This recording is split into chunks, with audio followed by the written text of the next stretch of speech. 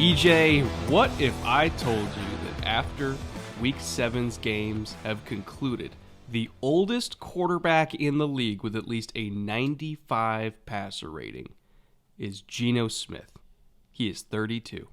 Everyone older than him is having, let's just say, a season that we're not used to. Matthew Stafford, Aaron Rodgers, Tom Brady, Matt Ryan, all these guys. It is not the year of the older quarterback, that's for sure. But we have a lot to talk about today, including why that might be, why a lot of these old guys are getting the absolute hell beat out of them. It was a little bit of a rough week of football, unless you like defense, in which case it was Nirvana. But for the offensively inclined, a little bit of a rough week of football. Before we get to all that, though, EJ, my partner in crime, buddy, how you doing? How'd you enjoy Week 7? What are you drinking this morning? How's your morning? It's a good morning, and Father Time is undefeated. We thought Father Time was taking some L's over the last couple of years. He's come raging back, and he is showing himself again. I have escaped his grasp this morning. I'm ready to go. I have coffee as we're firing this thing up first thing.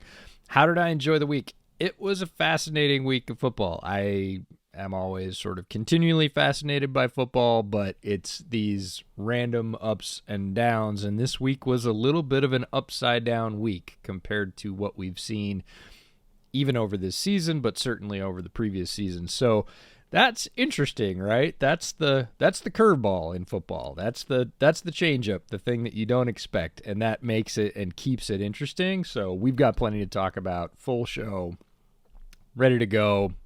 Let's fire it up. Well, first little bit of news and notes is we're going to go see one of those older quarterbacks live. We're heading out to Buffalo for Week 8. We're going to be at Packers-Bills Sunday night in Buffalo. EJ's heading out, I think, Wednesday. So we're going to do the Thursday night football live stream, which is Ravens-Bucks off the top of my head. Another older quarterback that struggled this week. He's going to be doing the stream from Buffalo, and then that next morning I'm flying out to Buffalo myself, and I'll be there till Wednesday. So if you want to come tailgate with us, we're going to be over at the Mud Lot with the Rock Power Report guys. They've already previewed the whole menu. They got prepped for the tailgate. It is ridiculous, as all Bills tailgates are. So if you guys want to drink and eat and hang out and then go watch a football game with us, come out to the Mud Lot this coming Sunday, and we'll chop it up. It's going to be a great time. The menu is indeed ridiculous. We will post a graphic of where the Mud Lot is. Drew and Chris have been fantastic pre-hosts. They're going to be fantastic while we're there as well. We've known those guys for a while, and they are stoked about it. We are stoked about it. It's going to be a good time. Podcast might come out a little bit later next week, because we're not going to be getting home till probably after midnight. We keep forgetting about that East Coast time thing. We're thinking, the Sunday night game starts at like 8:30. Oh, okay. So we're going to be there elbow to elbow with all of our East Coast listeners who have to stay up late to watch football. And we might get up a little bit later the next morning, something tells me. Every time I go to the East Coast, like I was just in Miami for Bills Dolphins not too long ago, I always forget about how hard it is to watch football on the East Coast until it's like 11 o'clock at night and I'm watching the Broncos attempt to play football in prime time.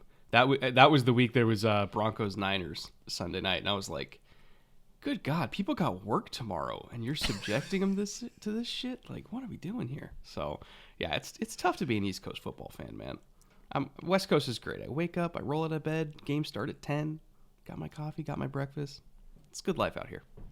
But, you do forget about it. I grew up watching football like that on the East Coast, and the games don't start for a long time. It is a lot easier to consume football on TV on the West Coast, I think.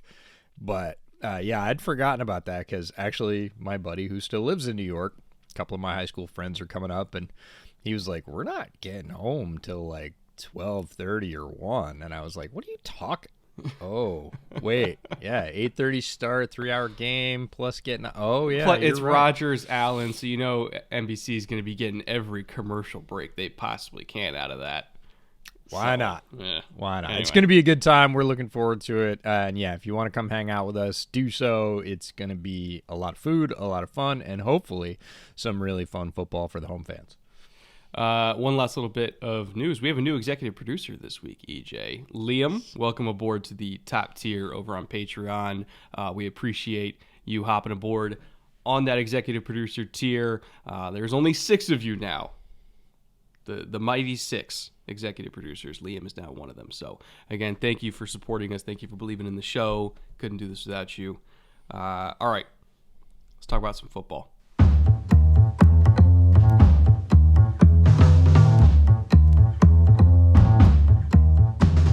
In particular, that Thursday night game that we streamed. And typically after TNF, we don't get to do a whole lot of post-show because we haven't gone back and watched the film yet and kind of, looked at some key metrics and everything like that.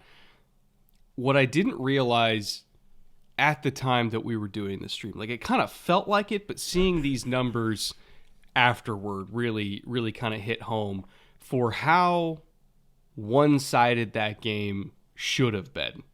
Saints and Cardinals. Okay, so the Saints, let's compare statistics real quick. The Saints, 7 yards of play. Cardinals had about 5.5. They had 2 more possessions. They had almost 500 yards of offense, 494 yards. They put up 400 yards passing.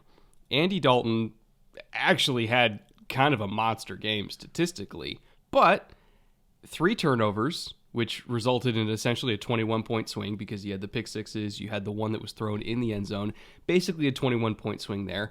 And for whatever reason, the Cardinals decided to have their best rushing game of the year, both efficiency-wise and in terms of explosives.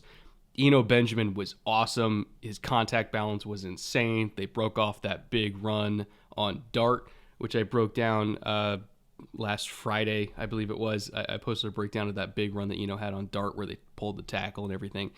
It was just a masterfully constructed running game, plus the defense stepped up. And it almost made it to the point where all the offense the Saints were getting there in the second half, kind of empty calories because they were pretty much out of the game by the end of the second quarter. It was kind of wild. They went up from like 14-6 to down by 2 possessions in 90 seconds of game clock. It was one of the craziest things I've ever seen. And that game, I think, was the poster child for you could do everything right, but if you screw up 4 plays out of 70 in a football game, you can still lose pretty convincingly. Badly. And that's the kicker. It was a fun game for all of you that came out, hung out with us on Thursday. We got interesting. We prayed for interesting, and we got an interesting, fun football game that was back and forth, which was in stark contrast to the previous 2 weeks. But it's also a poster child game for not stat watching. Because if you look at the stats for that game, specifically the Andy Dalton stats, I'm going to pick on Andy a little bit. 30 of 47, 361 yards, 4 TDs. At that point, the stat line sounds like, holy shit, that team won. Guy put up almost 500 yards, 3 for 3 scores. Like, efficiency's not great, but like, yeah, that's winning football. Whoops. With Andy Dalton, you get the other part, which is the 3 back-breaking interceptions. One that was in the red zone, should have had a touchdown. The other 2 go straight back for scores. Like, there's no translation period of like, oh, we need to drive and get a field goal. Like, those doomed the Saints, and then the Cardinals, who've been volatile, extremely up and down, decide to put up, quite a few points of their own on offense. Eno Benjamin, like you said, one of our favorites, puts up a really good rushing day, but the thing I didn't realize again till we get to go back was he put up damn near 100 yards on 12 carries. Felt like, to me in that game, he had way more because he had some touches in the passing game as well. So it just felt like he was super involved. I was like, oh, yeah, like 100-yard game. I don't know, 15, 18 carries. Like, that's a really solid. No, 12 carries. And you're like, okay. They mixed in a lot of Keontae Ingram, especially in the red zone, kind of a slash and bash type approach, and it worked, man. That's the thing, is it was so starkly slash and bash. Eno Benjamin, 12 for 92, 7.7 a carry. Keontae Ingram, 9 for 14, 1.6 a carry. They both had a touchdown. Mm-hmm. So in terms of thunder and lightning, or lightning and thunder, however you want to look at that, 2 completely different roles. Keontae Ingram really filling the thing they're missing with James Conner on the sideline. That really slamming in between the tackles, short yardage situation, heavy, powerful runner, and then Eno doing his Eno things. It was fun to watch. It was a great game. Thanks to everybody who came out and hung out with us. Come out again this Thursday. We'll be doing the first bi-coastal Thursday Night Live broadcast. I'll be in Buffalo. You'll still be back in SoCal. So a lot of fun, but a fascinating game, and that was, let's just say, much needed for a Thursday night contest.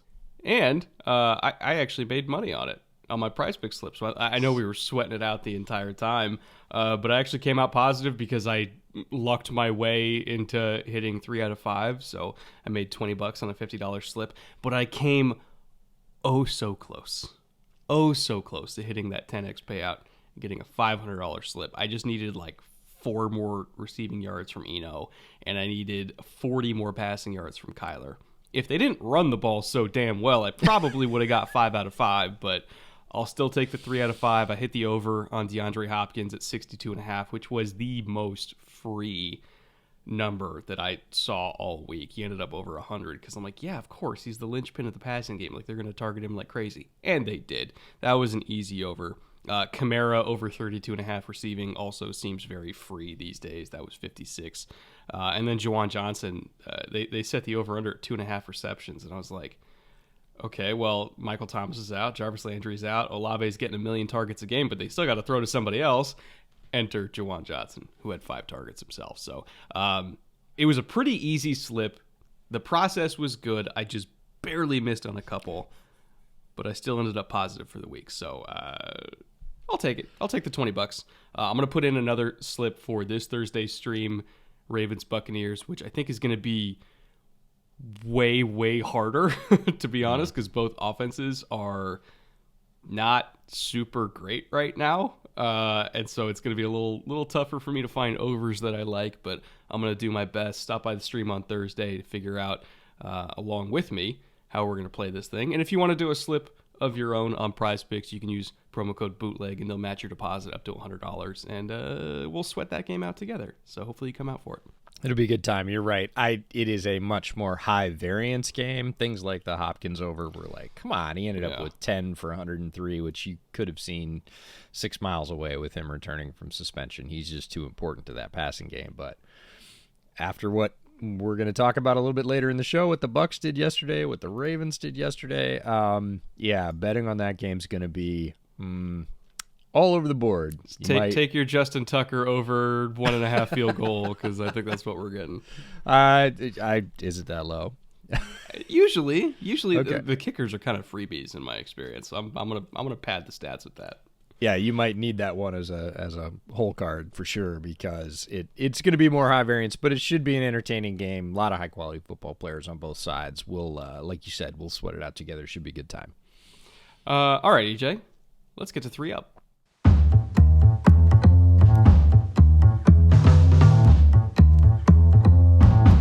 3 Up number 1. I swear to God, this is the most we've ever talked about the Giants in one football season so far, but we're going to keep doing it as long as they keep winning. Giants take down the Jags once again in dramatic fashion, which I think is the only way the Giants know how to play under Brian Daboll. Is we're going to go into the fourth quarter, we're going to be down, we're going to make the plays we need to make, Saquon's going to do something amazing, and we're just going to come out with a dub. Like, that's literally the Giants formula. And to me, I don't want to say they're like a team of destiny, but they kind of feel like it, because they can play objectively like ass for 70% of the game.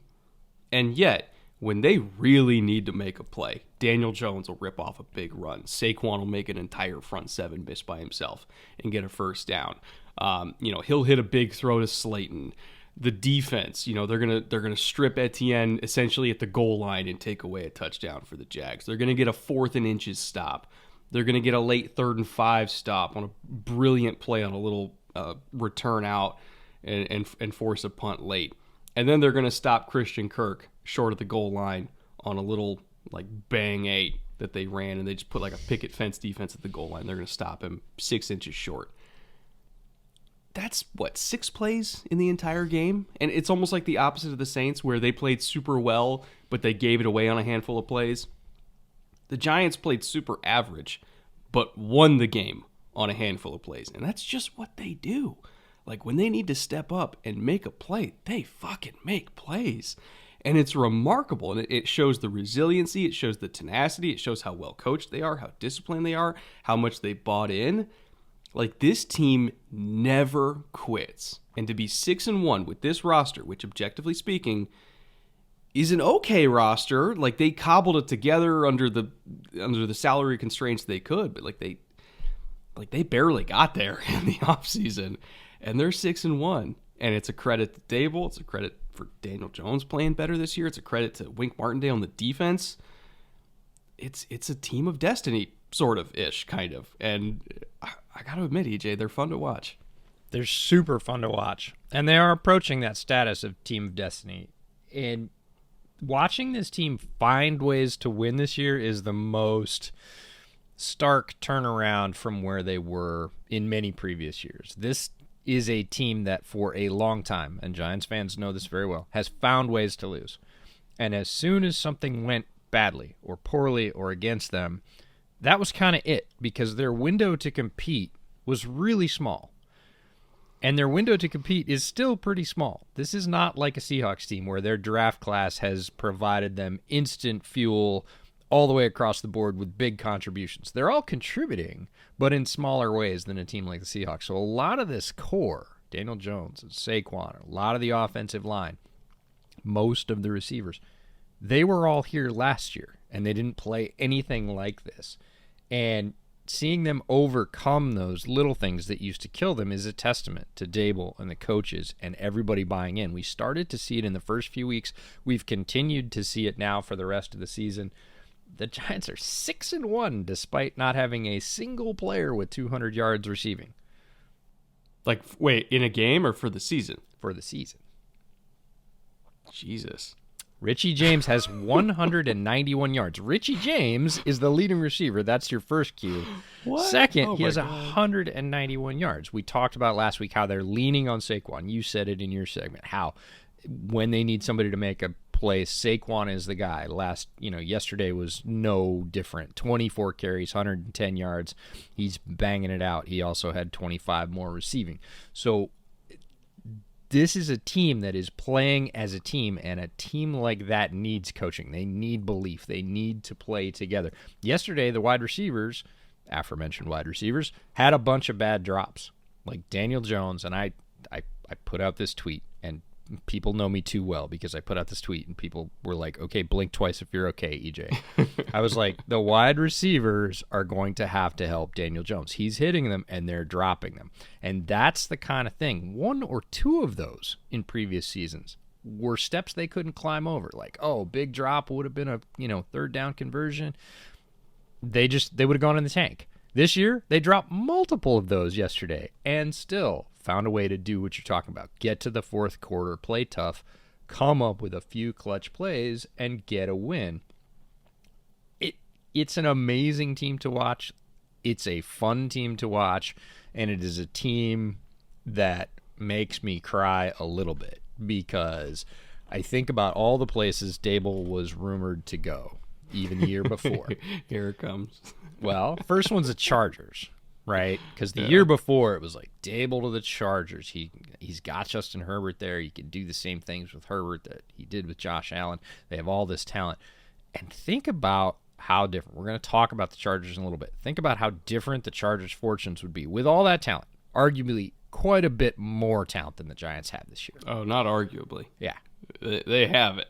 Yeah, way more talent, but they're playing down to their opponents and they're finding ways to lose, which is what the Giants have done for years. This year, the Giants are on the other side of that coin with a decent level of talent, but nothing more, and finding ways to win, and that's so cool. Speaking of cool, by the way, Joe Cool, the new Joe Cool, up in Cincinnati, had himself a day of days. And I know that a lot of people were a little bit hesitant about the Bengals early on in the year, thinking, okay, Super Bowl hangover. He threw 4 picks in week 1, and they were pretty ugly picks. Somehow cover 2 was the big bad wolf over there in Cincinnati. But the Bengals have bounced back, and in a massive way. And especially Joe Burrow went 34-42 for 481, 3 touchdowns, no picks, and honestly, if they kept their foot on the gas the entire game, he probably could have thrown for 600. Like, it was that type of day for him. And one note that I want to point out here in terms of how stark the turnaround has been for Joe Burrow, and again, didn't have a lot of training camp, didn't have a lot of preseason because of that surgery that he had for he had his appendix removed, if I recall correctly, like, which is a pretty major surgery. Like, that, you're out for a little bit for that, but didn't really get training camp, didn't really get preseason, came back, started week 1, and started slow. Again, 2 touchdowns, 4 picks. Since that game against the Steelers in week 1, he's got 16 touchdowns and 1 pick. So, maybe preseason is important to have, and when you don't get it, you can start a little bit rusty. Just saying. I think that's a note that people should consider. So, Joe Burrow's fine. The Bengals are fine. They're still a great team. They're still going to be in it at the very end in the AFC. And right now, based on yesterday's game, if you told me to pick between Buffalo, Kansas City, and Cincinnati right now in the end, it'd be pretty tough for me to do that. Yeah, early season Bengals versus now more recent Bengals, last 3 to 4 weeks versus the first 3 to 4 weeks. 2 really different teams. They did not have the answers on offense. Everybody was on the coaching staff saying they need to adjust, and they did. They needed to adjust, and they did. And that's one of the coolest things is last 3 games have made a huge difference because Bengals EPA per play, and this came from Mike Renner, PFF Mike. Under center, it's negative 0.22, which is 31st in the league. That's all you really need to know. Oof. Shotgun, it's 0.153, which is 4th in the league. And they've been operating almost exclusively out of shotgun for the last 3 weeks, which is not something we saw when we saw them in Dallas. By the way, that game in Dallas was pretty much the last really bad game they had. And we were there. Which is a great defense, by the way. So you kind of expect that against Parsons and D-Law and all of them. Like, they're a good defense over there. But for all the curse enthusiasts, we were in the stands for that one. After that, you get this new Bengals. More shotgun, more deep ball, more explosive plays. And when these Bengals, this current iteration of the Bengals, are hitting the deep ball, they're like a power-hitting baseball team. They score early, often, and in bunches. Yesterday, within the first quarter, they were up 14, almost 21 within the first quarter, and they never really kind of let up. At that point, the game was effectively over because when they are hitting those multiple deep balls to multiple receivers, forget it. When Burrow's on that tear, you're not going to keep up with them. And they're good enough in that area, they'd make an old AFL team proud. This is a, Darryl LaMonica bombs away kind of offense. And it works for them. Out of shotgun, it definitely works for them. And they've found their stride in the last month to bring themselves back to that. So if you'd asked me, and folks did in the first month, are you in on the Bengals? I was like, not until they figure it out. They definitely have kind of lost their mojo. They've gotten back to their mojo, and now, yeah, I'm back on the bus. This team is a complete wild card. If it is playing well, you're not going to keep with them. If they're struggling, you might get a game out of it. So it's a fascinating turnaround. I'm really glad the coaches made the adjustment. Happens less than you think sometimes in the NFL. And right now, it's good to have the Bengals back. These are the Bengals that ran through the playoffs and made it to the Super Bowl a year earlier than they were supposed to. One note on the under center versus shotgun thing. Some quarterbacks prefer to be in the shotgun because how you see the field is different from there. You're already deeper behind the offensive line. If you're taking like a 3-step drop or even a 1-step drop and like a hitch for quick game out of shotgun, like you're already in the spot that you want to be as if you were under center and doing like a 5-step drop back anyway. And so some guys just like to just be there from the start so that they're not having to focus on anything else and they can just sit there at their depth at 7 yards behind the line of scrimmage, look for safety rotations, look at how things are expanding, and just kind of, use their peripheral vision and see space and throw to space. Joe is like that. If you're under center, a lot of pass concepts from under center, especially if you're in the play action game, you're turning your back to the defense. And a lot of guys just don't like to do that. Like Ben Roethlisberger famously hated turning his back to the defense. So when he was under center, they just didn't call play action. because he didn't like to do it. And Joe, I think, is the same way. Like, he wants eyes on the defense so he knows where to distribute the ball. And once they made that switch and they let him just have eyes on defense at all times, all of a sudden he became Joe Burrow again. So something to take into account. If they're under center, they're probably running the ball because Joe doesn't like to throw from there.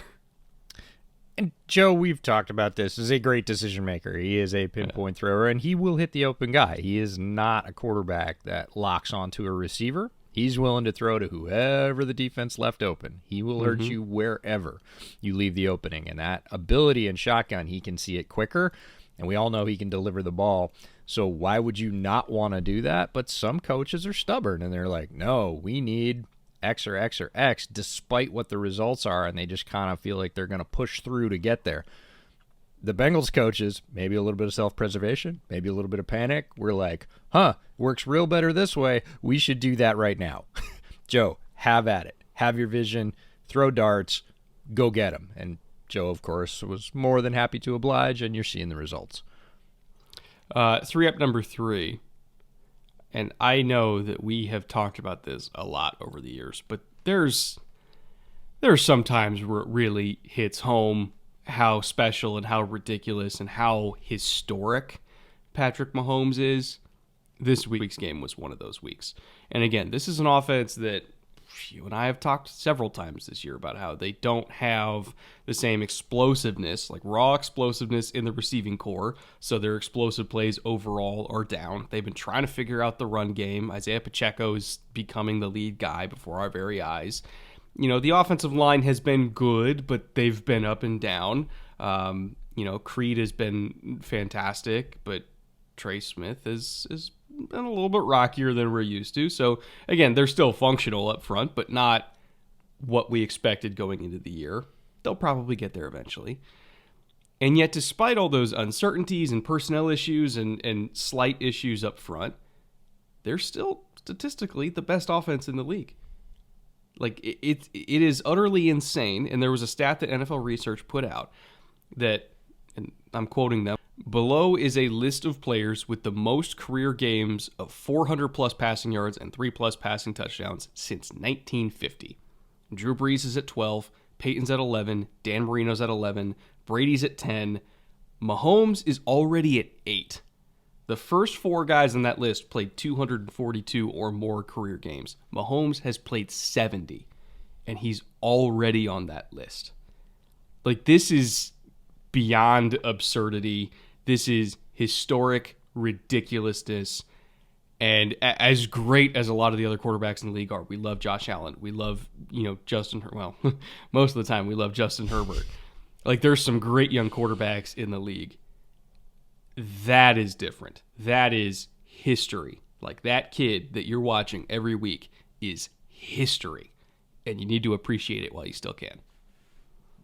100%. If you're looking at that, he's got 8 in 70 games.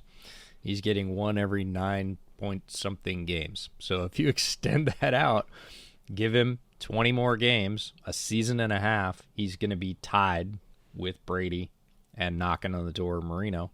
Give him 2 full seasons, he's going to be tied with Manning and Marino. Yep. Right?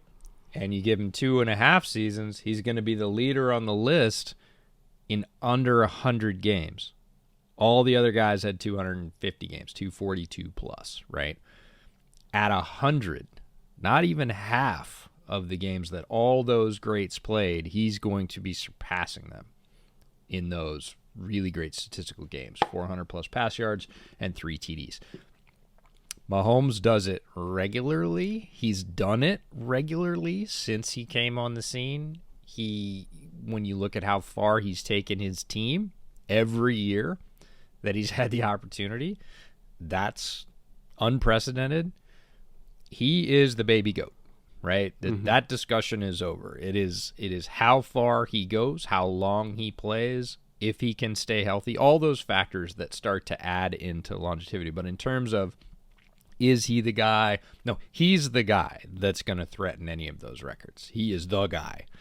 And it's just about keeping him upright, protect Patrick Mahomes at all costs. He is a national treasure. I know Chiefs fans are extremely spoiled and happy to have him, but I will echo what you said. Don't let that become an everyday sort of, oh yeah, it's Pat Mahomes. It's still special. I know it's hard when he does it every week, but make it special and celebrate it, because it is not normal. Yeah, I don't know if I'm ever going to see something like this again. I mean, probably we will eventually, but how many generations are we going to have to go before we see something like this again? That's the true question. It might be multiple. He is that ridiculous. One quick note, and then we'll get back to the show. We need to have a little family meeting here, okay? I've looked at our analytics. Our average listener's like 25, all right? So I know who our audience is. We're all adults here. You guys got to take care of yourselves, okay? We got to stay trimmed and groomed up. I know summer's over. It's sweatpants and hoodie season. We're all going to be indoors for the next 6 months, but that's no excuse, all right? We got to stay clean and tidy. We got to take care of ourselves. I believe in you, but we got to do it. If you don't own a trimmer, but you want to take care of yourself, you want to look good, Manscaped does have whatever you need. You can go out and start shopping for individual products and put a list together. But if you don't want to take the time to do all that, they actually have a package, an all-in-one package that's available. It's the easiest thing ever. They've got the Lawnmower 4.0 trimmer. It's ceramic blades. It's skin safe. 7,000 RPM motor. It's waterproof. All that stuff. You've heard that a million times. They got the Weed Whacker for ear and nose hair trimming. They've got the Crop Preserver ball deodorant and Crop Reviver. They've got the body wash and shampoo and conditioner. I hope you guys already have that, but just in case you don't, they have that available as well. They also have the antibacterial body scrubber. They've got Manscaped boxers, and it all comes with a free travel bag to keep everything together if you happen to go on the road for any reason. So I know it's fall, it's cold, we're all going to be gremlins for the next few months, but take care of yourselves. Stay clean, stay tidy. They even have a nail kit available if you're like me and you suck at taking care of your nails and you have a wife that tells you that you suck at taking care of your nails. That's specifically just for me. So again, if you want anything like this, you want a package that has everything you need all in one so that you don't need to worry about it. You can just buy one thing and get all the products you need. You can go to manscaped.com and use promo code BOOTLEG, and that'll give you 20% off your order plus free shipping. Again, that is promo code BOOTLEG at manscaped.com for 20% off your order, regardless of how much you need. If you need a little, if you need a lot, if you need everything, you can get that discount. So again, thank you to Manscaped for partnering with us. And with that, let's get back to the show. All right. The positive portion of the show is over, EJ. Oh, like I said, there was a lot of bad football played this weekend, so we're going to try to make it as palatable as we possibly can. Let's get to 3 down.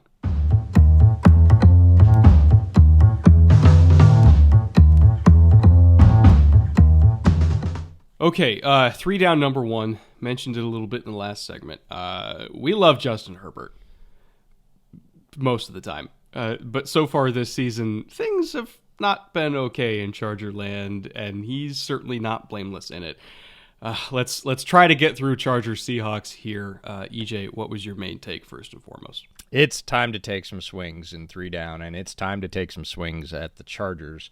Chargers fans know this. The faithful are restless. They are very restless after yesterday, and I would say with good reason. They're going to be firing up the torches and grabbing pitchforks pretty soon, if they haven't already, if this team continues to stack up what I will call pretty pedestrian losses.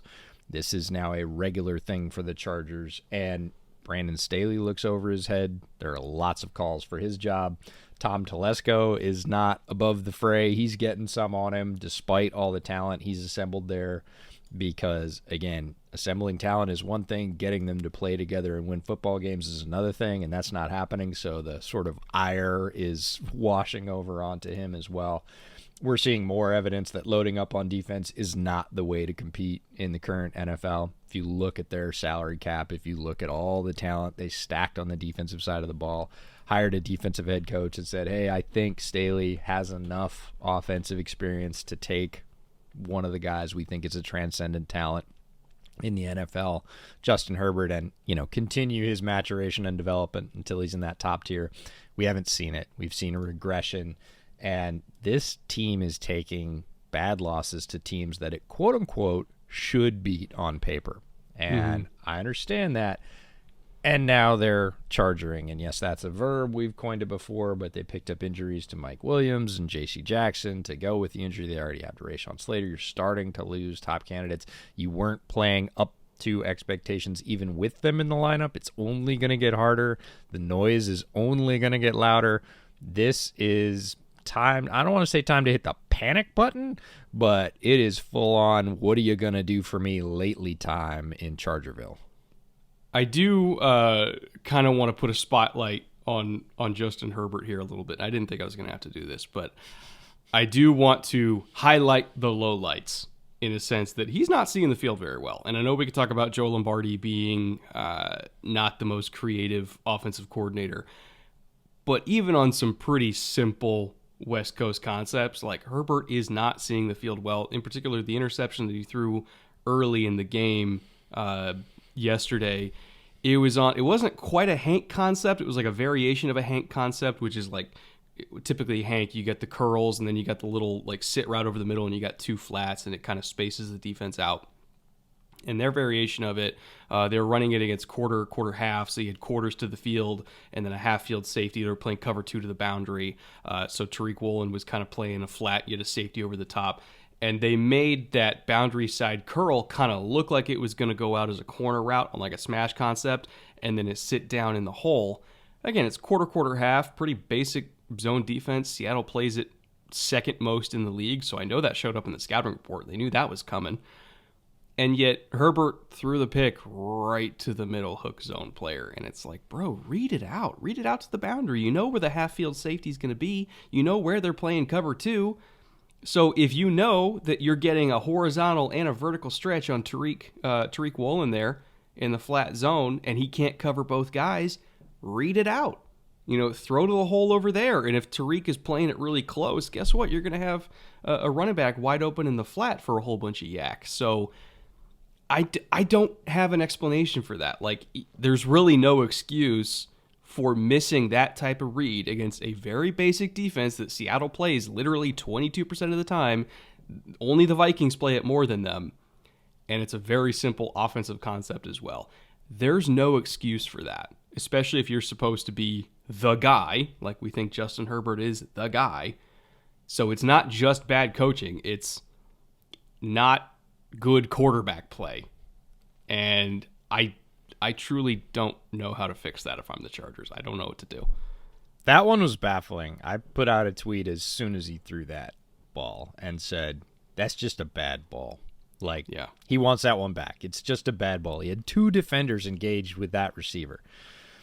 He had one behind him and one in front of him, and he threw it right to the one in front of him.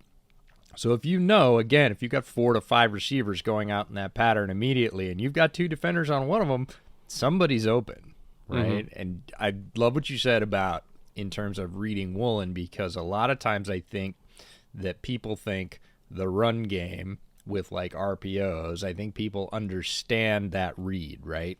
I'm keying off a defensive end. I'm keying off a linebacker, whatever. Whatever that guy does, he decides what I do. I either keep it or I let it go. And sometimes the passing game is just that simple. I think a lot of fans tend to overcomplicate the passing game because it is more dynamic and you do have to deal with the rush, but it can be as simple as an RPO. The thing I'm looking for is what that guy does with the two routes that are near him. Whatever he does, it determines what I do. And Herbert, we know, has enough both mental acumen, football intelligence, FBI, and physical skill to do that pretty easily. Like, he can hit whatever Tariq's not going to cover. I don't care where it is on the field. He's got a hose. But he has to look there, right? And in terms of progression, he looked right at the guy in the middle with a guy over the top and a guy underneath and threw it to the guy underneath. He threw it right to him. So it is a question of, okay, what are you seeing? What are you not seeing? He doesn't look comfortable overall. And I think, again, he got a taste. We've seen him be able to open up that deep ball. And lately, they have their thumb on his head in terms of let's keep everything within 5 to 7 yards, mostly to the edges, a little bit over the middle. We're not seeing seam streak balls. We're not seeing posts, sluggos, double moves to the corner. All the things that he throws really well and makes you light up as a football fan and go, oh, look at that. That's amazing. He throws that better than anybody off his back foot with no setup and, half body turn. That's when he thrives, and it feels like the Chargers are sort of saying, no, don't do that. Do this other thing, which looks, and I'm going to whisper it, a lot more like Herbert at Oregon, which is why we didn't like him. I know. It looks just like it. And I'm like, wait, we got away from that and went, oh, he's transcendent because we didn't let him do that in an offense. And we've got him back in that offense now. And my question is why? And I don't have those answers. We're not in that room. We don't understand. But Justin Herbert, quite frankly, isn't feeling it right now, and you can see it on the field. Yeah, it's like having a Ferrari but never taking it out for a drive. Like, what's the point, you know? Like, sell it to somebody who's going to appreciate it. I saw somebody that said he has an offensive coordinator that, basically wants to drive his Ferrari at 60 in a 65-mile-an-hour zone. And I was like, that's... like, nah, you want a Ford Fusion, my guy. That's what you want. That's what we're talking about here. And we all hope, and Chargers fans out there, I'm sure you hope it too. You're certainly saying it on social media. You want to see this open back up because that's where Justin can do damage. Yeah, their receiving core doesn't necessarily match, but like Brett said, there's a lot of opportunities to do it in creative ways at least a few times, and they're really just not right now, and their entire team is suffering because of it. This week's episode is also brought to you by our friends over at Raycon, and ironically, I actually use these things almost every single day because I typically need to use wireless earbuds about every other day, whether I'm in Zoom meetings or outside media interviews on my laptop, and I don't really want the audio to disrupt my wife while she's working at home, or even after work when we're going hiking or biking or any other kind of workout. I use my Raycon earbuds a lot for pretty much all that, and they have never let me down before. The audio quality is good, there's noise isolation, there's multiple sound profiles, the in-ear fit is also excellent. The battery life also lasts a long time. It's about 8 hours per charge, with about 32 hours total for battery life. But the best part is the price, honestly, because it's a good quality product with all of those different features that you kind of expect these days, but it is way less money than a lot of other premium earbuds are marked up for. It's, I'm not even kidding, 30% of the cost because you're not paying extra for, branding and status and all that kind of stuff. So if you just want a good set of wireless earbuds and you don't want to pay, $250 or more for them, just go get some Raycons. You can go to buyraycon.com and use promo code bootleg15, and that will give you 15% off your order. Again, that is buyraycon.com using promo code bootleg15 for 15% off your earbuds. Thank you again to Raycon for supporting us, and with that, let's get back to the show. All right, 3 down, number 2. It's a little bit awkward to do this because they did win, technically, but not super convincingly, or at least in the ways that we were hoping for going into this season. Let's talk a little bit about the Jets getting the win yesterday, but there are still concerns, to put it lightly. Yeah, the Jets are winning, and you might say, well, wait, you were pumping up the other New York team at the top of the show for winning, and the Jets are winning. Why not pump them up too? We can. But what we really want to focus on is any talk of Zach Wilson's ascension as the quarterback of these New York Jets is wildly premature. The Jets are winning. They are playing together as a football team. They are believing, and that's awesome to see, but they are doing it in spite of Zach Wilson, not because of him. And that's the problem. He might find the consistency the Jets need him to find week to week, and believe you me, they do need that consistency because this bill will come due. You can win this way for a while, but a prominent injury this week actually puts a crimp in that right now, not eventually. Yeah. And the sticker here is the rest of the Jets, we've talked about this multiple times, built by Joe Douglas, that team is constructed. Like past tense, it is done. That team is constructed. It is ready right now. And Zach Wilson isn't. Over the last 2 weeks versus Green Bay, he was 10 of 18 for 110 yards and no TDs. And then this week against Denver, he was 16 of 26 for 121 yards and no TDs. So, again, they're getting the production from Breece Hall, from the running game. The defense is playing just voraciously. All that's great. Problem is, Breece Hall may be gone for the season. We don't have confirmation of that yet, but early reports are that suffered an injury and he's not going to be there. Yes, they have a backup in Carter that's very capable, but it's not the same sort of game-breaking ability, and Wilson is going to have to take a step up and start delivering somewhere, even in this suppressed offensive season between 150 and 225 yards a game and at least a touchdown passing. If he can do that, the Jets can probably continue this streak. If he continues at middling just over 100 yards and no TDs every week, that ain't the thing. We've got to see the progress. And to me, it's not that he's throwing picks or having a bunch of turnover-worthy plays, because he's not. Like, he's being relatively safe with the ball. But I almost see it, again, I'm not saying they are the same, but these are some of the things that we saw with Drew Lock early in Denver, where I'm like, oh, can you take a shot down the field? Like, Drew Lock was painfully conservative after his first few games because the coaching staff said, no, we're keeping you on a leash. And at some point, I'm like, you can't.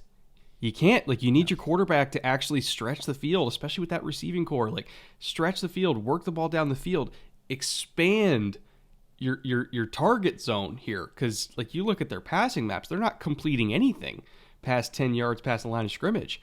Like, they're relying almost entirely on, like, let's get, like, the one big Breece Hall play a game that we can. But now we think that's gone. So where are you going to get your explosives? It's got to be from Zach Wilson's arm. And we know that he can do it. He did it at BYU. So let him at least try. Let him learn some hard lessons if you need to. But keeping a leash on him and saying, no, you can't do this, it almost might stunt his growth in the same way that I think Denver stunted Drew Lock's growth. If they don't think he can do it, that's a problem. That's different. But even then, not to get too off topic, but like some of the sacks that he was taking yesterday too, like each sack he took was worse than the last. Like the double spin move sack, like for a great move to get out of the first one. Okay, he's out on the edge, eyes down the field, everything like that. And I'm like, you got a receiver on the sideline, wide open, nobody around him for 15 yards. Your eyes are up. You're looking that side of the field. Throw the ball. Throw the ball. And instead he tried to spin around somebody else and took a bad sack. There was another one where I think it was like a bubble screen off a sprint out or something like that. And like they covered it up well. Nobody was open. And so he's running and he's just holding the ball and looking down the field. I'm like, fucking throw it away. The play's over. Yeah. Throw it away, Zach. And I don't know if he's like afraid of getting picked off while trying to throw it away or what, but he just tucked his shoulder and took a sack. And I'm like, is that why they're being really conservative with you? Like they don't trust you to get out of something bad? I don't know. The whole thing just gives me bad vibes, and I don't know if it's the same as Drew Lock. Again, I'm not saying they're the same, but the same thing is happening to Zach Wilson right now that happened to Drew Lock, which is they are completely keeping the leash on him. And one of two things is why. Either they don't trust him for a reason, or they don't trust him and they don't have a reason to. One of those is a fault with Zach. One of those is a fault with the coaching staff. I have yet to know, or I do not know yet which one of those options this is. Yeah, it's a problem either way, because if they don't trust him because they know, they're going to have to do something, because this is a championship team in terms of its roster construction right now, but it needs a quarterback. That's the bottom line. As evidence, our buddy Hayden Winks posted that they won despite completing 3 passes beyond 5 air yards. It's not sustainable. And they were like a yard or 2 each. These were not bomb shots. This was like a 7-yarder and 8-yarder and another 7-yarder. This is a complete suppression of the passing game. And in the modern NFL, you're going to run out. Right, somebody's going to stuff your run game and go, okay, go to your left hand, go to your counterpunch. And if you can't throw past 5 yards, that's effectively a stretch running game. They're going to shut that down too, and then they're going to be like, and then what? And then what is the Jets are going to lose. Yeah, it's just, again, not saying he can't do it, but you at least got to let him try so we can find out if he can do it. You know, and if he flames out, fine. At least we get an answer. You know, at least we get an answer. That's all we want, is just an answer. Can he do it or not? We'll see.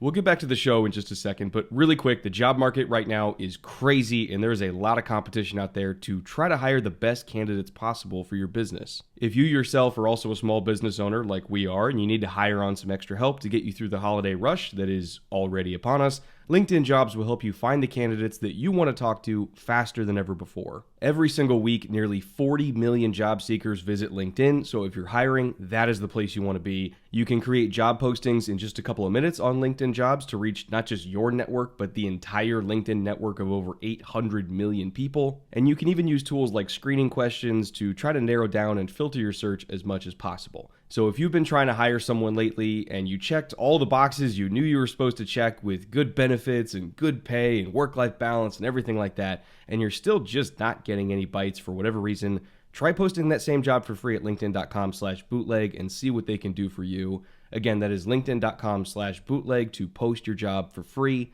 Terms and conditions apply. Thank you again to LinkedIn for sponsoring today's show. And with that, let's get back to it. All right. 3 down, number 3. This one of the weirdest storylines of this season, not going to lie. Like, we kind of saw it coming, but I also didn't believe it was coming because it's Aaron Rodgers. But the Packers do not look right. And I don't mean in the sense of, it's just a hiccup, they'll figure it out. With each passing week, I'm waiting for them to figure it out, and it's not happening. And I'm starting to think that maybe this is just what it is. Like, maybe this is just what this season is. You know, the offensive line is way up and down. The receiving core, again, I'm still waiting for it to come along, and it's not. You know, you got Amari Rodgers having as many fumbles on punt returns in his career as receptions, constantly sabotaging this team. I don't know when they're going to learn the lesson to not use him as a returner, but apparently not this week. This team is broken, just completely broken. And there was a stat that I want to posit to you first because I want to get your reaction to it. So they're 6th best in success rate on an individual play level. And if you look at success rate, how it's defined, that means they get at least 40% of their yards to the sticks on first downs. They get at least 60% of their yards to the sticks on third downs, and they move the chains, or on second down, 60% of yards to the sticks on second downs. And then on third downs, they move the chains. That's what determines success rate. So they're 6th best in the league in success rate. However, in terms of drive success rate, meaning drives that actually end in a score, a field goal or a touchdown, they're 31st in the league. And so I was like, why is that? And you look at their individual down success rates. They're 21st in third down success rates. So they're really good on first and second down. They're 4th in the league on second down, believe it or not. But when they get to third downs, especially like third downs they got to throw, they can't do shit. And so their drives are constantly stalling, especially in between the 40s. They have the 4th most plays in between the 40-yard lines in the league in just that little 20-yard stretch. And they're 11th in success rate there. But their third down success rate success rate in midfield is 33%, which is like 25th in the league. So they're constantly stalling at midfield. As a result, they have very few red zone snaps. They're 25th in red zone snaps this year. So they're not even getting into scoring position. They're just constantly stalling out in these gotta throw it situations in the middle of the field. And they can't fucking score. And so it's remarkable how at an individual play level, they look fine. At a situational level, it's like when we gotta get yards, they can't do it. They're like the anti-Giants. And it's unbelievable to me that an Aaron Rodgers-led team can't get it done when they absolutely need to get it done. If only a couple of guys on a podcast this summer had said a major loss is going to stall some Green Bay drives, because in those plays, and those two guys were us, and it was our Packers preview in the divisional preview series, and we said, look, the Packers are going to be able to create some offense. They're not losing their offense. They still have their players on the offensive line. They still have their rushing threats, and they do have some receiving threats. But we said, with the loss of Devontae Adams, he was the guy that 9 times out of 10, he and Rodgers could just will it to happen. And they did a lot. And then you can spread it around because you got 3 more plays and you can, Rodgers can pick the open guy. It's been going on for years. And the other thing is Rodgers has masked a talent deficiency generally in Green Bay. They are not an untalented team, but they are nowhere near as talented as the Packer faithful think they are because Aaron Rodgers has elevated the play of that team so completely. And for those of us that watch that team very closely from the outside looking in, we said two things. Aaron Rodgers is freaking amazing at the level of Mahomes we were talking about earlier. MVP amazing, Hall of Fame amazing. You need to appreciate him for what he is. And Devontae Adams is super duper duper clutch. And between those two, they make up for a lot. And y'all think everybody's that awesome, and they're not. Well, Devontae gets out of town. Aaron Rodgers is a little bit older. And all of a sudden, they can't get it. The drives break. They don't get into the red zone. They don't score. And the team looks completely human. On top of that, the league seems to have caught up with that. And Rodgers got calls. And that is a thing. It's no different than MJ getting calls when he was rolling with the Bulls. There was the MJ rules, and there was the Rodgers rules. And Rodgers got calls. And the Packers faithful didn't want to hear that either. There was a bunch of calls yesterday in Washington. Washington, of all places. Not what you would call a favored opponent. Where I was stunned. Sitting in the bar watching that game. Receiver gets hit at the catch point. Rodgers looks at the official and goes, cool, we're going. Give me the flag, right? And nothing. The refs hold their flag. The drive dies. Rodgers goes, what? Are you kidding me? That's my call. That's how we do this. And it doesn't matter whether it's a DPI call or whether it's a non-holding call on the offensive line. These type of things, they've gotten favorable treatment for years, and they expect it. You saw Rodgers' face yesterday. He expected that flag to come multiple times. And how quickly it's turned, everybody's like, no, you're average anymore, bro. You're not getting anything special. We're not giving you anything. And the combination of Adams leaving, Rodgers getting a little bit older, the overall talent level not being as good, and that's on the front office. They've made several mistakes in the offseason. And then on top of that, not getting those flags, this team looks entirely frail and human and flawed. And we're not used to that. I'm not used to that. I am very used to Aaron Rodgers doing Aaron Rodgers things. I've said for years, he's got the ball, a couple minutes left, they're going to win the game. Now, no, I have zero faith in that occurring. This is a very, very different Packers team, and everybody's catching up, not just the officials. The game we're going to in Buffalo, Rodgers is a 10.5-point dog in Buffalo. Oof. Fascinating stat. This is from Adam Schefter. Aaron Rodgers has never, with a capital N, been a double-digit underdog in his NFL career. This guy's played a long time, right? A lot of NFL games under his belt. Even when he was a green starter taking over after sitting on the bench. Never, ever a double-digit underdog in his entire career. Next week rolling into Buffalo, the current line is 10.5. That's insane. I do want to mention one thing because I don't want the Packers faithful that listen to this show to say, it's just a couple Bears fans shit on Packers and penalties and stuff like that. In the Packers' defense, I know that they are fourth in the league right now in terms of net penalty yardage favoring them, believe it or not. They are fourth in the league. They have a net penalty yards favoring them of 93 yards. Only the Texans at 109, Atlanta at 119, and Minnesota at 183 are quote-unquote better in net penalty yards. Which is better than last year. They were 12th in the league in net penalty yards favoring them. However, to EJ's point, when it comes to situational penalties, third and long, getting a little rough in the passer there, or a DPI that goes their way, stuff that they just used to get on third downs. They're not getting those like big situational calls that they used to. So even though their overall net positive is better this year, it's not quite the same situationally, So I think it's a little bit of a yes and no when it comes to the Packers penalty stigma. And It used to be like, how many times a week would we see like him catch a defense with 12 men on the field because he would get a quick count, and then Devontae would just go do his Devontae thing 40 yards down the field. And, if it was incomplete, who cares? They would get 5. And if it was complete, they would get a free chunk out of it with no consequence whatsoever. We're just not really seeing that this year, And so I think it's still okay, but it's different, and it's just different enough to cause their overall drive success rate to go completely in the tank. And I'm not used to seeing it. And I'll tell you what, if they roll into Buffalo and they keep playing like they've been playing, they're going to lose by a lot more than 10.5. They are. It's going to be a fascinating game because everybody is piling on the Buffalo bandwagon, as we are. Buffalo is the best team in the league in terms of overall offensive and defensive DVOA. Like, they're a complete team. They're rolling. They're juggernaut. We talked about that a lot.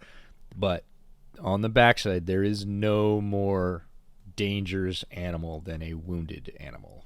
And right now, Aaron Rodgers is super wounded. He, to your point, all those plays that happened like that, those free, he looked comfortable. He looked relaxed and easy, and it always galled me because he was just that good. He could stand out in the middle of the chaos of an NFL football field and just be like, oh, look, they made another mistake. I'm going to hurt him. And just smile about it, and he's not smiling a lot. He doesn't look relaxed. This team is not calm and comfortable. They are struggling in all phases. You're starting to see sniping on the sidelines and, just a lot more sad faces in general. But I'm not ruling them out. Again, as a well-scarred Bears fan, I am not counting Aaron Rodgers going, oh, yeah, the whole world thinks I'm going to tank it. All right, let's see. So it's going to be a fascinating game. I'm really excited to go. But, don't count Aaron Rodgers out. As much as we're saying they're not what they used to be, and they're not, it doesn't mean it's over. It doesn't mean they can't win football games. They have a very good coach. They still have a great quarterback, and they have a lot of talent on that team. It's not clicking right now, and there's a lot of teams like that in the NFL. Some more we're going to talk about. We are smack in the middle of fall now, which is obviously our busy season and probably a lot of your busy seasons too. But just because we're all busy doesn't mean that we still don't want to cook good food at home with fresh ingredients. And that's where HelloFresh comes in, because they deliver all of these ingredients right to your door. The produce was picked less than a week ago, so it's as fresh as possible by the time it gets to you. Everything is all pre-portioned out, so there's no food waste, and it's even cheaper than if you bought the same stuff at a grocery store. But if you've listened to the show for a while, you probably know that already. What I want to emphasize today, though, especially for people watching on video right now and not on audio, is just how freaking good the food is. I mean, just look at this stuff. It's delicious. We made the pork taquitos 2 nights ago, and they were ridiculous. And it only took like 20 minutes to make. Every HelloFresh meal I've ever had has been legitimately really tasty. So me and my wife just keep the recipe cards so that we can remake these meals later whenever we feel like it. Kind of like we're building a cookbook as we go over time. So if you want to try HelloFresh for yourself as well, for no other reason than it's just good food, you can go to HelloFresh.com and use promo code BOOTLEG65, and that'll give you 65% off your order plus free shipping. Again, that is HelloFresh.com, promo code BOOTLEG65 for a 65% discount and free shipping on your order. Thank you again to HelloFresh for sponsoring today's show, and with that, let's get back to it.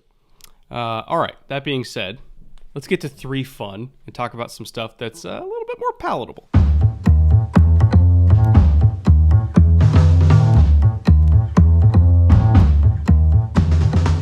Okay, 3 fun, number 1 here. I still don't know how the hell this happened, EJ. I'm trying to recover from the Panthers after trading away CMC. Everybody's left them for dead. Everybody's like, they're the number 1 pick. They're the worst team in the league. They're a complete disaster, which, to be fair, so far this year, they've been a complete disaster. That complete disaster beat the Buccaneers, EJ. And I'm still kind of reeling from it. Deontay Foreman got his, the new lead back there. Deontay Foreman got his. DJ Moore had a decent day.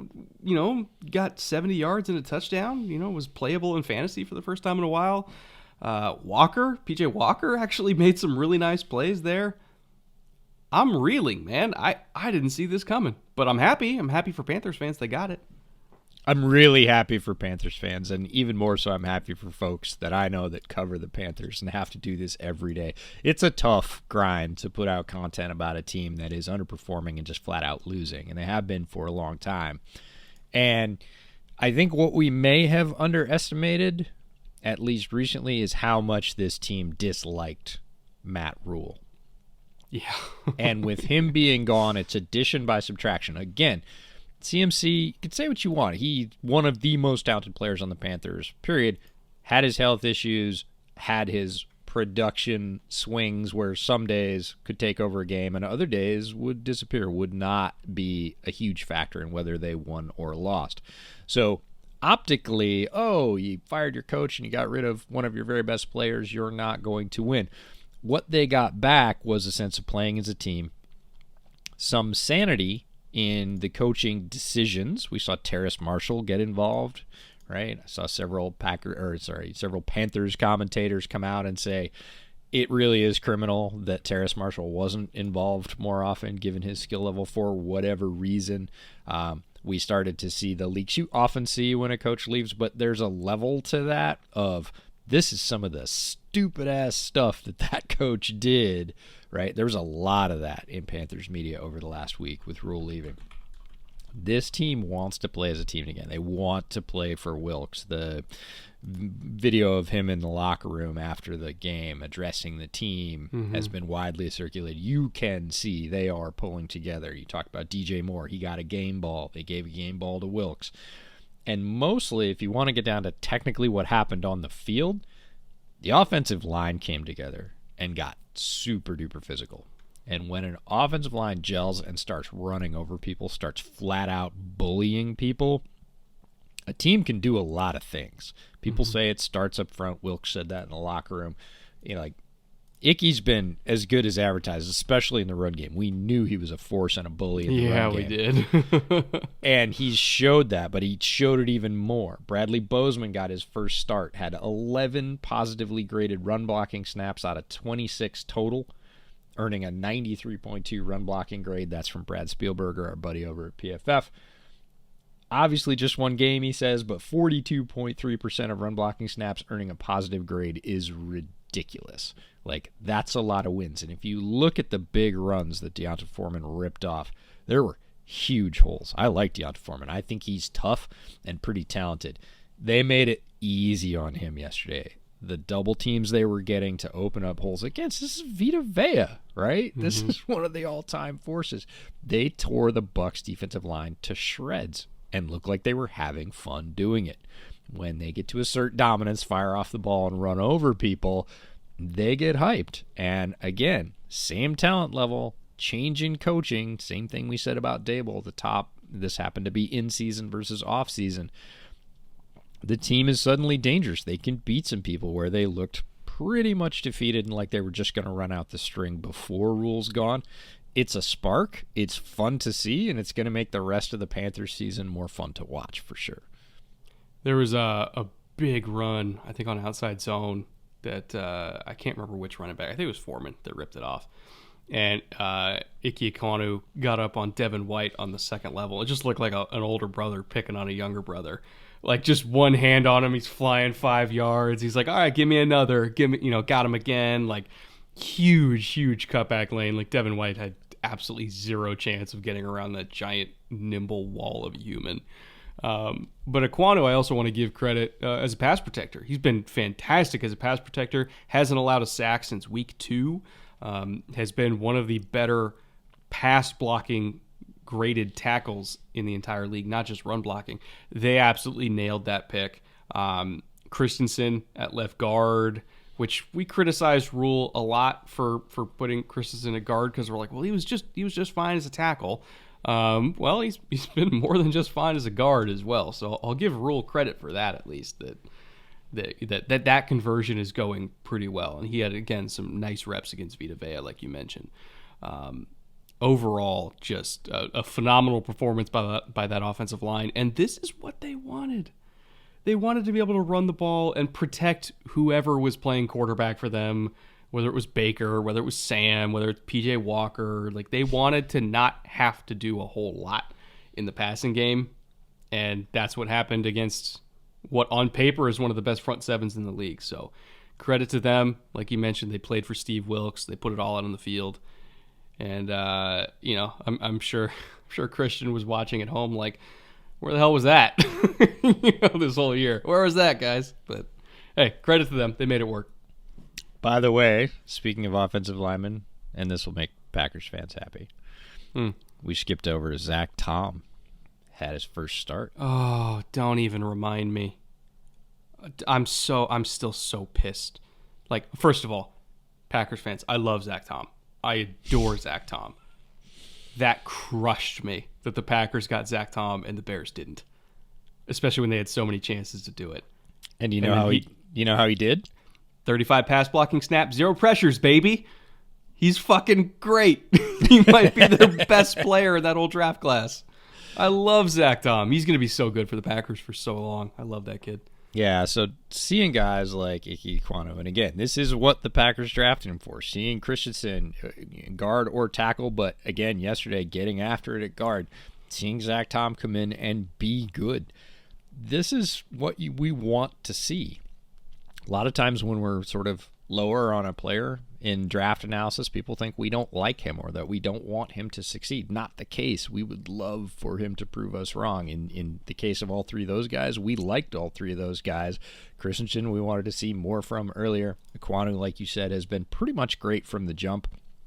And Zach Tom getting his first start, real action, you can never tell until they get on an NFL field. And even in a loss against a good defensive line, had a very solid day. So really cool to see young players develop, especially along the offensive line, because those are building blocks. And if your line plays well, the chance that your team's going to go decently are much improved. 3 fun, number 2. The Dallas defense once again proving themselves to be one of the most entertaining singular units in the entire NFL. Whether it's, Diggs getting interceptions, although this one was a little bit debatable. You got Micah Parsons doing Micah Parsons things every week, but I really want to talk about Tank Lawrence because so many people, not necessarily in Cowboys media, because Cowboys media has always been very pro-Tank. I think there's been a lot of either national media that doesn't watch a whole lot of Cowboys games closely, or fans that have been getting on Tank Lawrence and saying that, he's not worth the money, he's not getting sacks, blah, blah, blah. You watched that forced fumble he had at the goal line, which, by the way, was the play after Micah Parsons chased somebody down to get a stop at the 1, doing things that only Micah can do. Very next play, 1st and goal from the 1. They're running G lead on the goal line, and DeMarcus splits the double team and then disrupts the pulling guard, takes on the fullback, which is actually a tight end, who is lead blocking, stones him in the hole, makes the tackle on Jamal Williams, and forces the fumble. Dallas gets it back. It was a 4-point game in the 4th quarter, and he beat 4 guys by himself and forced the fumble. Tank Lawrence is worth every fucking penny he's being paid. I don't care he's only got 3 sacks this year. I really don't care. You look at the leadership he brings, the run-stopping ability, how he sets up other people to get sacks in terms of how they're running all these different stunts and games and stuff like that. Like, he is one of the most underrated singular football players in the entire league. And so I'm dedicating 3 fun to DeMarcus Lawrence and everything he does because he is fun, more than anything, fun to watch. Cowboys fans like shiny things. They love the new thing. There is a contingent of Cowboys fans that have descended on the place I watch games on Sunday, and they are the loudest and most opinionated fans in the place. Automatically, they've vaulted to the top of the power rankings, and they love whoever's hot. I don't care whether it's a punt returner, a new receiver, like whatever. They love shiny new things, and maybe that's an extension of their owner, but DeMarcus Lawrence has been with the Cowboys for a while, and he is the rock on one side. As long as he's healthy, he has been a guy that has contributed at a really high level. But the Cowboys fans always want to know who the other end's going to be. Are we going to keep Randy Gregory? Who are we getting? Who are we drafting, right? They sort of tend to forget about folks that play well, excellently even, time after time, week after week. And Lawrence is, for folks that watch line play, if he's in there, he's making a difference. He's making an impact. right? And again, it might not be sacks. It might not be the flashier plays. So some Cowboys fans might tend to forget about him from time to time. They shouldn't. He's really, really good. And, Dak's first game back too, and he reminded people he's really, really good. I was, again, as you look at all the TVs in that place and you watch all the quarterbacks across the league, starters, backups, who's ever playing on the week, and Dak's been gone for a few weeks, comes back, and I'm like, probably about 20 teams in the league would take him as their quarterback right now. Oh, yeah. Yeah, he's top 12. Yeah, easy.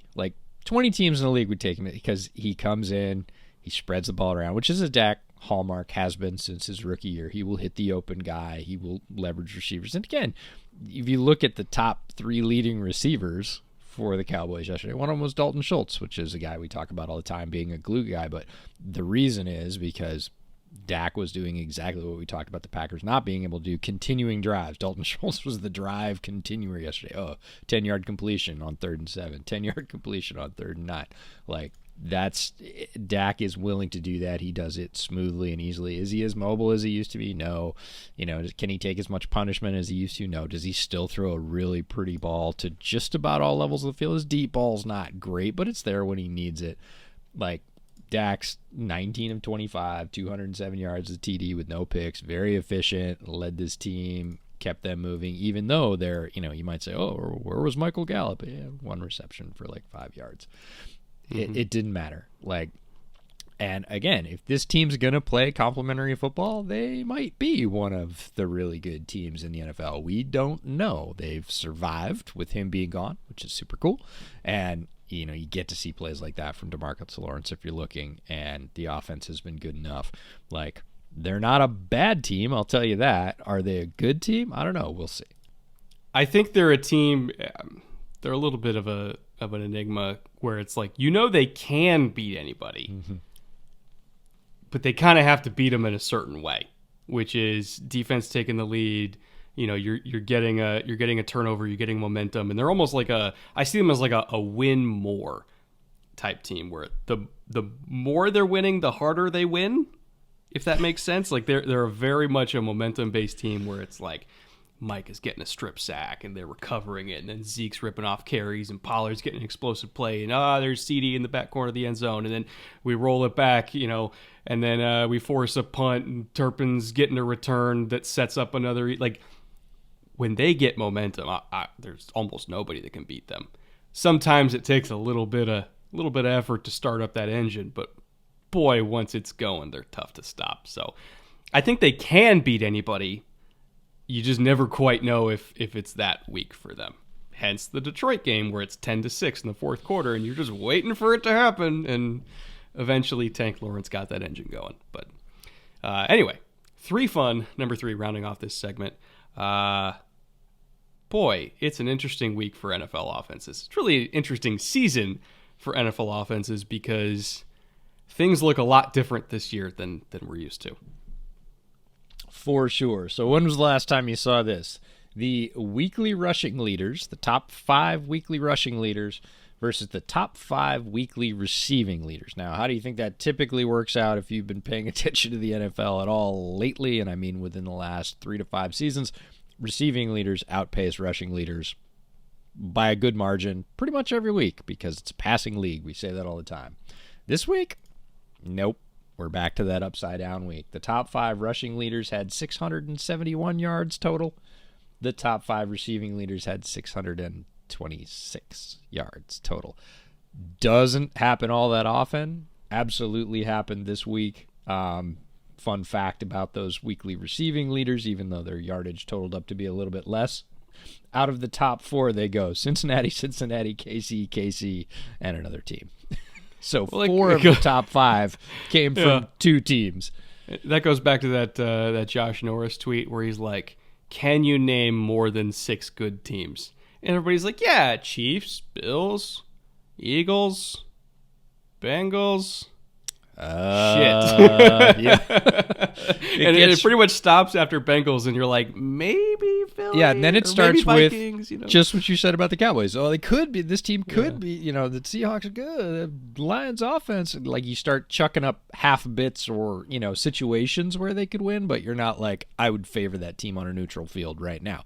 There's about 4 or 5 of those, depending, and everybody has their own reasons and allegiances, but that's the reality of the NFL this year.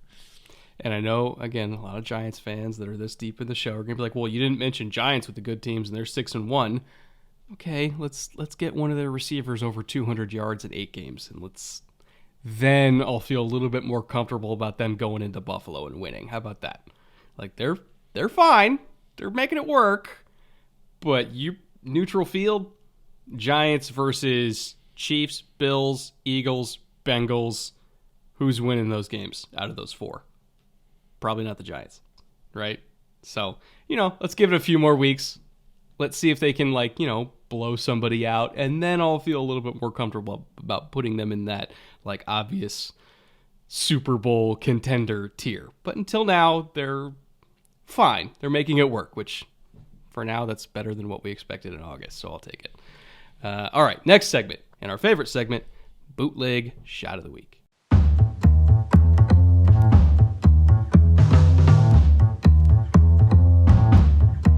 EJ, it's a good week for Shot of the Week because our favorite category won once again, offensive line. We love a good pancake over on Shot of the Week. And apparently the audience does too, because they voted for Terrence Steele flattening some poor Eagles corner last week on Sunday Night Football to win Shot of the Week. And I agree personally. That was the one that I thought we were going to get all along, and we got it. So I'm going to pour my my nice little Alto Reposado. I'm almost through it, by the way. Oh, you got Reposado? Yeah. I went to the liquor store this week, so I got to restock on one of my favorite sipping bourbons. This is Ghost Owl Pacific Northwest. It's Canadian whiskey finished in ex-rye barrels, and then they add a little bit of American corn whiskey at the end. So it's a really nice sipper. It's only available regionally, which I found out because a bunch of people were like, that sounds great. Where can I get it? And they looked it up, and they were like, I can't get it. And I was like, oh, sorry, but it's really good. So Terrence Steele, here's to you for running over much smaller humans because it's part of your job. That is concerningly easy to do at 10:15 in the morning, EJ. Time's just a number. It's 5 o'clock somewhere in the world. Oh, man. Yeah, no. Great play. We got 4 more great nominees for you this week. It was kind of tough to narrow it down to 4, but we managed to do it. Number 1, Kirby Joseph blowing up CeeDee Lamb, which was probably the one that immediately lit up your inbox just like it lit up mine. I probably had 5 people that were like, Shot of the Week. And I was like, it's already on there. Trust me. So Kirby Joseph, nominee number 1. Chidobe Awuzie. Awuzie. Sorry, I always get nervous about that name, even though we're in year 7 of his career.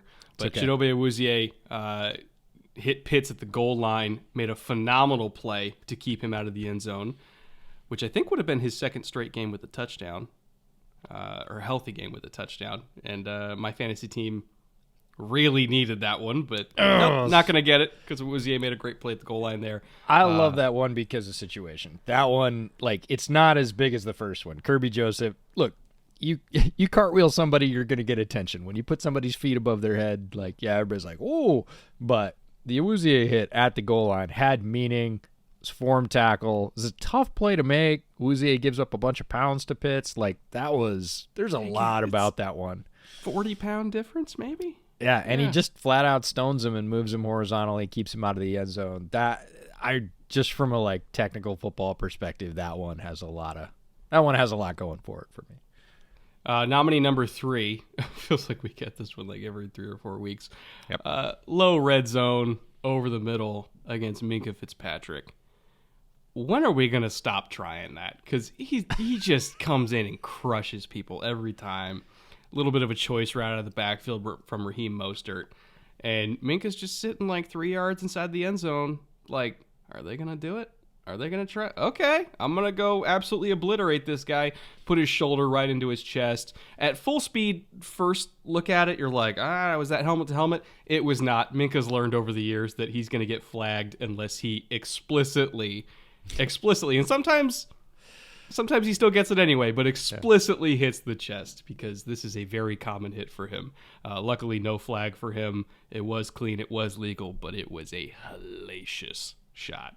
I feel like I need those little stop paddles that the guys on the aircraft carriers have when they're lining up planes. I'm just like going to cross them to head coaches. Like, don't make us there. Stop doing this. Don't set your guys up. But they keep doing it, and make us more than happy to oblige. He has an old school mentality about hitting people. He has adjusted his style so he gets less flags, but that doesn't mean he's going to spare the horses. He is coming on those routes, and the results are, if you're the offensive player, they're ouch. If you're a Steelers fan, they are whoo-hoo. And then fourth and final nominee, we have a classic shot of the week nomination. Again, the bubble screen where a corner reads it, shoots it, makes a form tackle. This time is DJ Reed, which actually I think he's also been nominated earlier in this season for doing the exact same thing. Like, You throw a screen at DJ Reed, you're fixing to get a tackle for loss. Like, he's really, really good, A, at tackling in space, and B, at reading it. And so this is like twice in 5 weeks that I think he's got nominated just for this same type of hit alone. DJ Reed on the screen, blowing it up. And once again, Denver paying the price for below average quarterback play. Yeah. Put it mildly. This one was fun visually. DJ Reed with a great read, snap reaction, hits Judy right in the chest. And Judy kind of had to jump a little bit, so his feet were off the ground. And that's always a recipe when you've got a guy with a head of steam hitting you in the chest and your feet aren't on the ground. I almost nominated Trevor Lawrence in like a lifetime achievement category this week. But it was more like a game time achievement category because this week, every time I looked up at the TV, Jaguars, Giants, like Trevor was throwing some balls for his receivers that we would label hospital balls. He was leading them into contact, and there was even a couple of times he knew it. Like he threw the ball, like guy got whacked, he hopped up. Yeah, and Trevor made that face as he was running down to the huddle. He's like, dude, sorry, like I'm really glad you caught that. That's my bad. But he did it like 3 or 4 times, so I almost nominated him just for like a game summary achievement for setting up a bunch of shot of the weeks. He's gonna have to knock that off, or his guys are gonna get short arms in a hurry.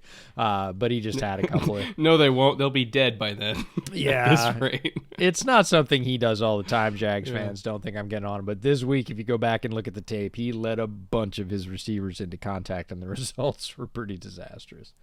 What was the Steve Smith quote?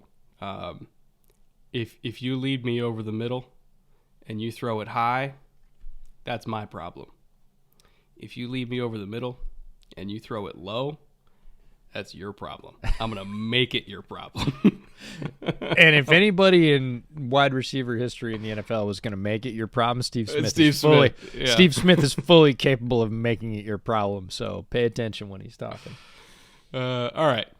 Week 8 watch list. And again, we are going to be at Packers-Bills, so while we're, wolfing down food and mudlot and drinking our adult beverages, we might have to kind of look at whatever TVs are strewn about the parking lot to catch some of these games. But for the folks at home, who are the best games in Week 8 for them to watch? Yeah, next week's going to be fun schedule-wise. We'll work it out. But I feel like we're at the point of the season now where we can kind of throw out preseason expectations, rankings, the whole who's going to win thing. We know now. We've got 7 games off the docket. We know which teams are actually doing it and which teams we said we're going to do it, but they aren't doing it. So based on that, we have a sort of real-world watch list for you. Giants, Seahawks. These are 2 teams that are right there nipping at the edge of we're good teams. Are they complete yet? No. Do they have their flaws? Sure. Do they play hard every week, and do they win games that they should and shouldn't? Yes, to both. So Giants, Seahawks is going to be fascinating. Steelers, Eagles. Battle of Pennsylvania, always fun. Are they both great? No. Should this be a super balanced game? No. On paper, the Eagles should blow them out. We'll see. It never tends to work out that way in this particular game, so that's why it makes the watch list. Bengals, Browns, same thing. AFC North tilt. I think Bengals are playing a good sight better than the Browns right now. I'm going to throw the records out because AFC North games get vicious and wild, and this should be both. And I am oddly fascinated by Dolphins-Lions because Lions are super lopsided. The offense is amazing. The defense is horrendous. They've been putting up a ton of points. The Dolphins have Tua back and are legitimately one of the most fun teams to watch on offense in the NFL. Mike McDaniel is, as advertised, he's bringing some real fun to that.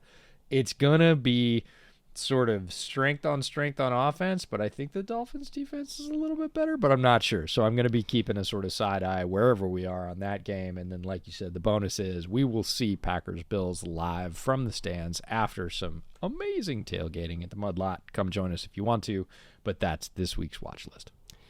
Well, if the Lions DBs have better hands than the Steelers DBs, maybe they won't drop 4 picks like Pittsburgh did last night against Tua. But we'll see. Shout out to Jeff Okudah. Speaking of Lions DBs, he is playing well, and I am really happy. He was a high pick for a reason. He came, around all the way across the formation on a wide receiver, basically pitch, wide toss, and stoned it for about a 2-yard gain. Like, seeing Jeff Okudah play like he did at Ohio State has been hugely gratifying this year. He had 15 tackles yesterday. He's a beast. What you know me. Yeah. You know me at this point. If DBs, especially corners, don't tackle, I don't have a ton of use for him. And Okudah was excellent in phase in the passing game, but he's also a tough guy in the run game, and we didn't really see that. Injury and then just not a mesh with the coaching staff. He's openly said I wasn't coached. They just basically said go out there and do it. Like, he's getting coaching this year. He is healthy, and seeing him be that dog against all types of plays from the offense is a lot of fun. All right, with that, let's get to last call. You don't gotta go home, but you can't stay here. My last call is a little bit hypocritical, not going to lie, but I'm willing to own that because I want to highlight the dangers of going all in. Obviously, it's worked in some recent seasons. The Bucs went all in when they grabbed Tom Brady. They won a Super Bowl. The Lions traded away Matt Stafford. The Rams were going all in. I don't think they've even had a first-round pick in like half a decade, and at this point, they're trying to trade more first-round picks for Brian Burns. They might go a full decade without a first-round pick. They're continuously going all in. They won a Super Bowl. But there is a danger to it.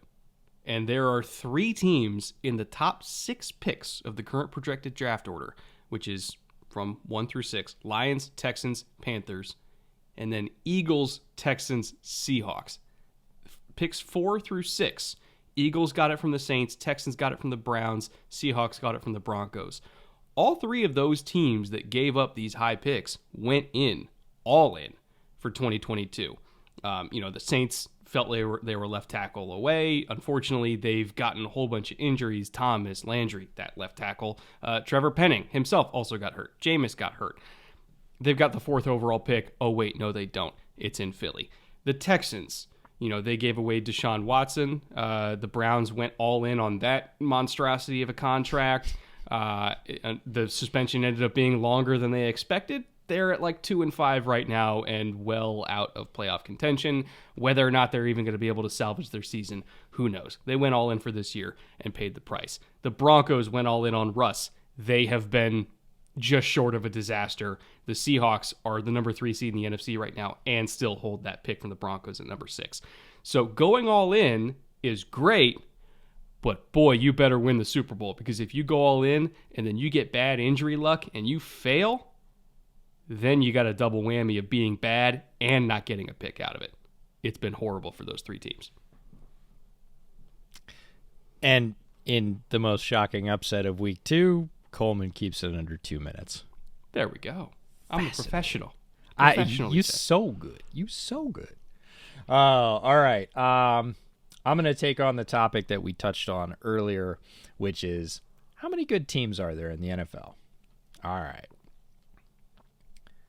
I'm going to say that there are maybe 5 good teams right now in the NFL, and that's kind of shocking. That's my point. If this is the upside-down week of the NFL, Joe Marino, my buddy, put out a stat that 14 NFL teams, 44% of the league, are currently averaging 1 or fewer passing TDs a game. That is down from previous years, if you weren't aware. The entire NFC South has losing records. They are all both consecutively fighting or, fighting at the same time for the top spot in the division or a top 5 pick. Like any given week, they could be fighting for either one of those things.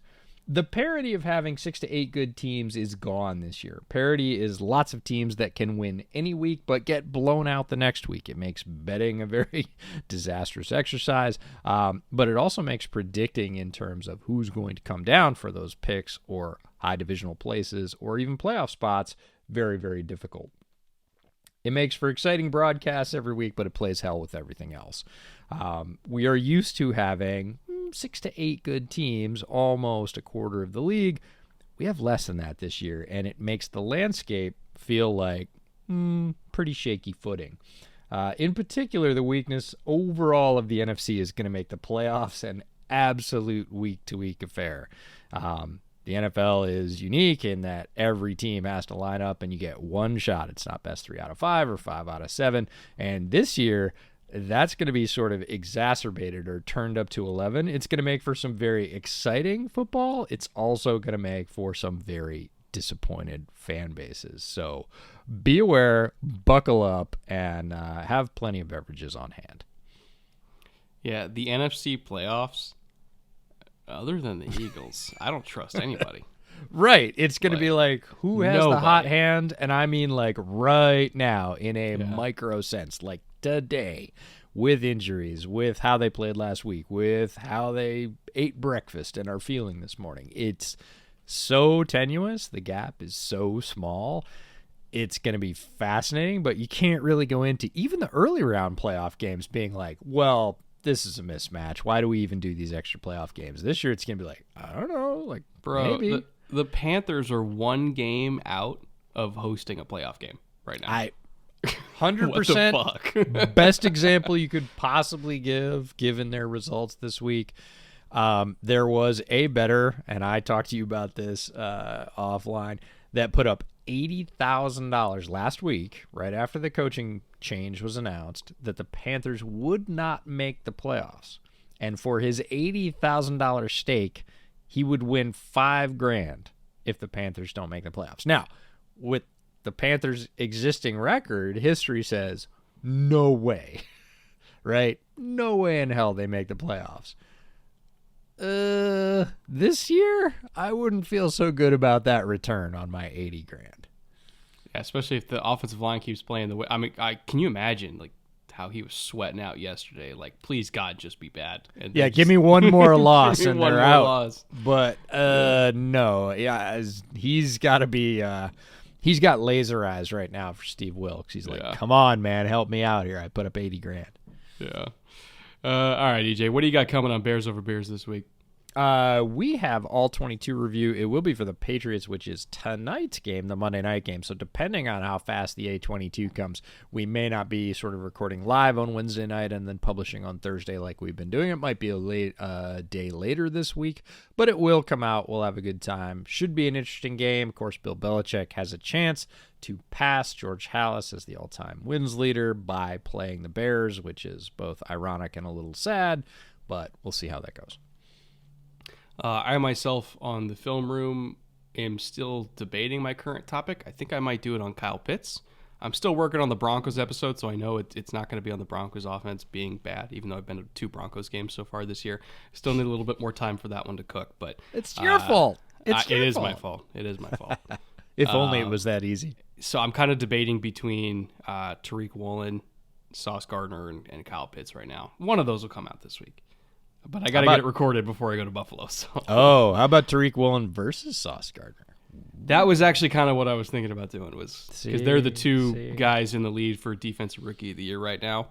Which, how often do you see 2 corners as the 2 guys in the lead in that race? So it's a fun topic. But also Kyle Pitts being on my fantasy team, I'm going to try to reverse curse that and see if we can resurrect my luck here. Also, one more note, this came through while we were recording. Breece Hall officially did tear his ACL and meniscus, so he's out for the year. Obviously, wish him the best and speedy recovery. He's a great running back, and we'll see how the Jets recover from his loss, because it's gonna be pretty tough for them to do. Thank you to all of our executive producers, Murat, Consti, Caden, Fitzy, Taylor, and once again introducing Liam, our 6th executive producer over on that top tier over on Patreon. Appreciate all you boys for supporting the show, helping make it all possible. Hopefully, one day, if any of you guys live around Buffalo, you get to come tailgate with us. That would be wonderful, so we can thank you in person with some beers. So with that all being said, thank you once again for watching and listening. We'll see you guys very soon over on next week's show and next week's stream. And until then, later. Take care.